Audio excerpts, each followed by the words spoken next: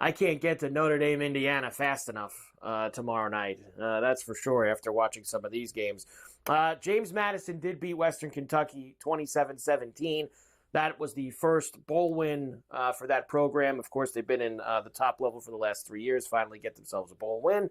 UNLV beat Cal 24-13 as UNLV took over in the second half out in LA. Did you see that and Cal they did ran? nothing. That was beautiful. That was a hell of a play call. That fake punt. That was a tremendous That may have been the best fake punt I've ever seen in my life. It was nicely done by UNLV last night. That fake punt that they had against Cal. Only one bowl game for UNLV, Mike. First time ever. And I mean that's insane. They had a great season. Their coach was gone, Odom. They still win 11 games. And that is just crazy. Congrats to them, the Rebels. They've sucked since I was in my mother's womb. And look, I think they'll still be good. You know, Dan Mullen's a good coach.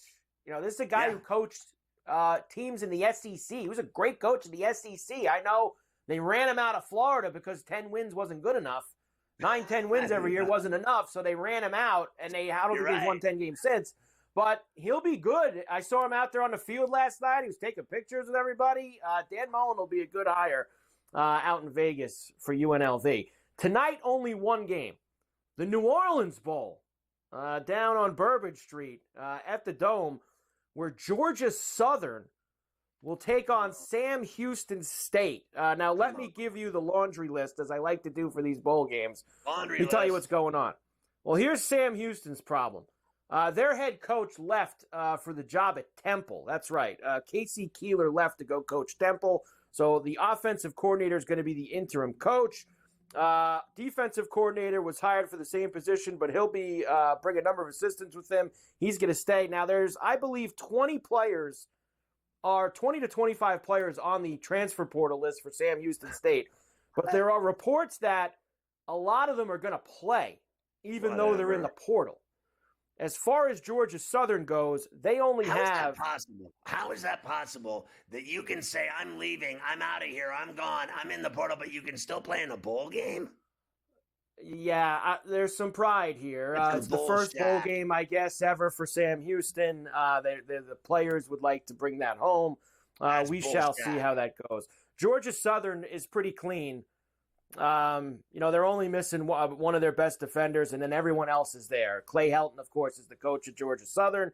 And the numbers for you as of this moment. Here we go. Georgia Southern, for right now, I know this has moved around, 3.5. I've seen it up to 4 in some spots. 3.5, 4 with the total up to 48.5 now in this game. I love the under tonight in this game. I don't think there's going to be a lot of scoring. Me too. Give me Georgia Southern minus the 3.5 and the under. I'm with you. Now, tomorrow, I know that we're going to be pumped for Notre Dame and Indiana, but there's 2 games in the afternoon. Bowl games for us. The first one's at noon East in Orlando, the Cure Bowl, where the Bobcats of Ohio taking on Jacksonville State. Now, of course, both schools' coaches left. Rich Rod went and took the job back at Western Michigan, so he's going to be there for Jacksonville State. And Tim Albine left Ohio to take the job at Charlotte. So both teams without their head coach. Ohio is the only team without any players in the transfer portal. They have their entire team from this year. Jacksonville State's got about 10 to 15 players in the transfer portal. Ohio's minus 4.5, and the total's 56.5. All right, a couple things here. One, I still thought Frank Solich was the coach. 2, they've won 6 in a row. They're going to spank that ass tonight. Their entire team's playing. I'm on Ohio. The Bobcats lay it. And I still think Frank Solich is the head coach, even though the guy that coaches them just left for another job. It's still Frank Solich's team. It's still his team. I like the under in that game, too. I don't think there'll be points with Jackson. I know Jacksonville State scored a lot. Rich Rod's not there. I will, and a lot of players gone. I'm going to take the under in that game. And then while we're on tomorrow, this is a 3:30 East kick in Tampa at the Pirate Ship. What? The Gasparilla Bowl. Come on. Which will have Tulane and Florida taking each other on. Now, here we go. Are you ready for all of it? Tulane lost their starting quarterback, Darian Mensah, who's a really good player. He went to Duke in the portal already. And both backups are in the portal, too. Tulane will be on their fourth quarterback in this game against Florida. They have a couple guys who start on defense who aren't going to be there either. So lots of guys are going to be missing for Tulane, which is why they're getting 10.5.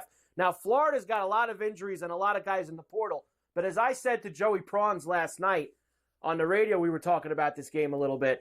I feel like even the second and third string players at Florida would start at Tulane. So if I'm second and third stringers on Florida playing second, third, and fourth stringers on Tulane, I'll take Florida minus the 10.5. There's no way that Joey Prawns is not on Florida. Everyone's on Florida here. They played great for Billy Napier from the midway point of the season when they were going to fire him to he's not going anywhere. And they won some games, some big games. I thought they turned their season around magnificently. And I think they're going to kick Tulane's ass. He's on Tulane, Joey Prawns, in that game. Well, that's going to be a long night for him.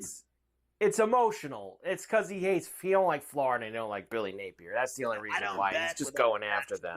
Stuff. Now, tomorrow on a Friday, we will go through all four games in depth one more time and get you ready for the weekend. I thought just today I would just give you this, which is the odds to win the whole thing as we get going. And Oregon is the favorite, Texas, Georgia, Ohio State. So Ohio State's the only team of those four chalk favorites that are playing this weekend, and they have to get – Texas is as well, excuse me. There's the rest of the list right on down. So Penn State, Notre Dame, Tennessee.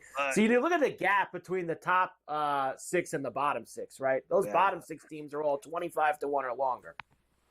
Look, I think that Oregon and Texas, now I don't know how exactly, without looking at it, it squares up in terms of where they would meet, when they would meet in the semis or the final, but I think those two teams are dangerous. I'm not buying Georgia with no quarterback. No way. And Ohio State, I think their season has been bizarre, a little bit jinxed, like the end of the Oregon game, the Michigan game. They've had some bad luck. I don't think they're winning it either. I'm going to put Penn State and Notre Dame ahead of both of them into the mix with Oregon and Texas. I have no idea who's going to win it all, but if I had to today, the team that no one can stop for my money is Oregon. No one can stop. Yeah, the interesting part is those top 4 favorites that they had there, those 4 teams at the top, 3 of them are on the same side of the bracket. Oregon, Texas, and Ohio State are all, only one of them can make the final. Only one can play for the championship. They're all on the same side. And Georgia is on the other side, and you just said their quarterback is going to be a problem.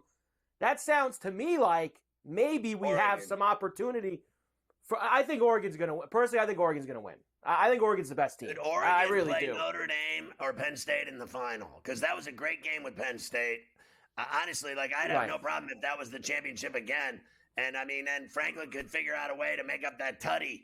Their quarterback threw 2 picks. And I think Notre Dame, for my money, is better than Penn State. Well, remember me and you talked for a few weeks leading up to this how great it would be if Penn State and Notre Dame played in the first round, like either in South Bend or in Happy Valley.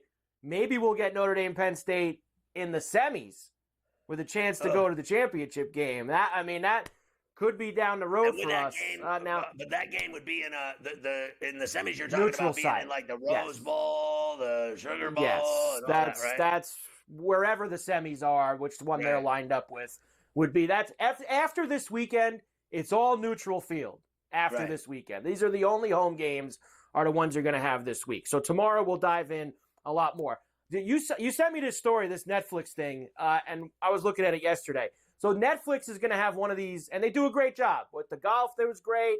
The quarterbacks, the NBA, they do great with this stuff. They're going to do one on the SEC next year, following the league and all their great teams. Here's a problem, though. All the best teams said no. Alabama, Georgia, Ole Miss, Texas, Oklahoma, all the best coaches and the best personalities said no. I would want to see Lane Kiffin on that. I would want to see Kirby Smart in Georgia on that. And they all are out of it. So, no thanks. And DeBoer, I think they should cancel those plans because if all of them are going to strong arm the Netflix doc, then they should strong arm them back and say, screw it, we're not doing it. We'll do it on the Big Ten instead.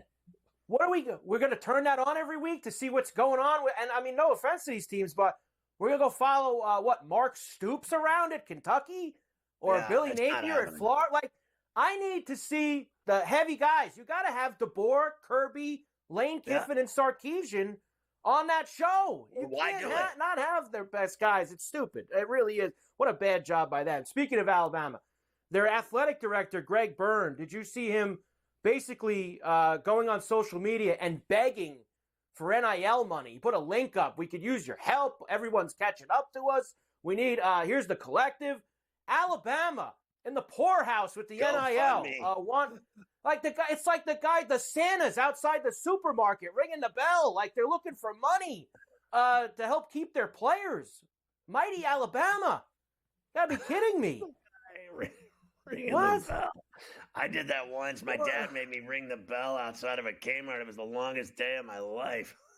Last thing. Deion says he's going to coach at Colorado forever. Forever he's going to coach at Colorado. And Washington State quarterback John Mateer, who's a very good player, is going to go to Oklahoma and play for the Sooners next year. Well, they could use him as bad as they stuck this year.